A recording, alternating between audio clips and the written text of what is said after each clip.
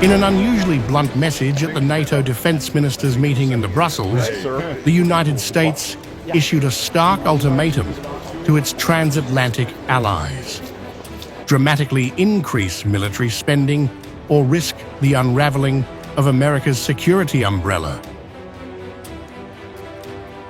Just weeks before the NATO Summit in The Hague, US Defense Secretary Pete Hegseth, representing the Trump administration, delivered Washington's message in no uncertain terms.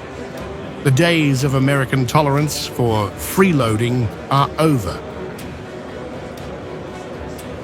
Every country in NATO understands every shoulder has to be to the plow. Every country has to contribute at that level of 5% as a recognition of the nature of the threat. It can't be about the flags that we love. It has to be about the formations that we have. It's that hard power that actually deters. Hegseth's remarks come amid a shifting global security landscape, from Russia's war in Ukraine to rising threats in the Indo-Pacific. But underneath it all lies NATO's oldest tension: unequal defense spending. The Trump administration has now drawn a new red line. 2% of GDP is no longer enough. The new expectation is 5%. And if you just look in plain speak at the commitments in the budgets of NATO countries, then President Trump to restore NATO as an alliance. He did it in his first term, saying, you can't freeload, you need to spend, you need to be a part of that commitment. European countries stepped up. Now we're seeing even more so, with even higher targets that Ambassador Whitaker and the Secretary General have set. The proposal represents a major shift in US expectations and poses a direct challenge to NATO unity, especially ahead of the Hague Summit. Many European nations are still lagging behind the existing 2% goal, let alone the 5% now being demanded. For NATO's new Secretary General Mark Rutte, the Hague Summit is a test of his ability to navigate pressure from Washington. While more measured in tone, Rutte didn't shy away from echoing the urgency. We heard the message. Today will be an important meeting, because today we will agree on the capability targets we need going forward to keep 1 billion people safe in NATO territory.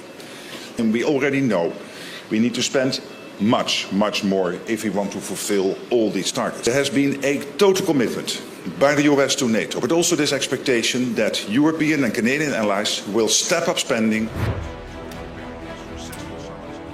The ministers also discussed Ukraine. Both Hegseth and Rutte praised President Trump's role in pushing diplomacy, even with Vladimir Putin.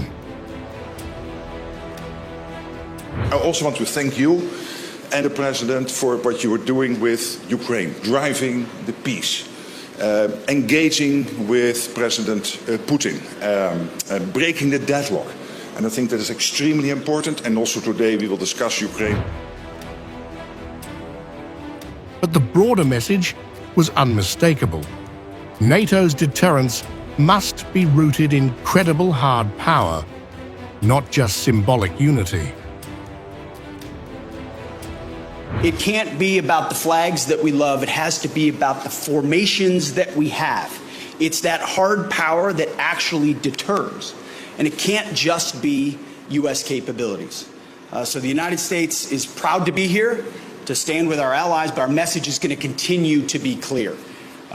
It's deterrence and peace through strength, but it can't be reliance.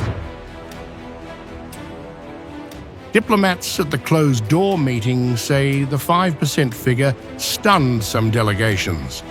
Others admitted it reflects new geopolitical realities. But one thing is clear: this is Washington's position heading into the Hague Summit. The question now, will NATO rise to the moment, or fracture under pressure. The Trump administration is done asking politely. This was the warning shot. The Hague Summit is the battleground, and the message from Washington couldn't be clearer. Pay up, or America steps back?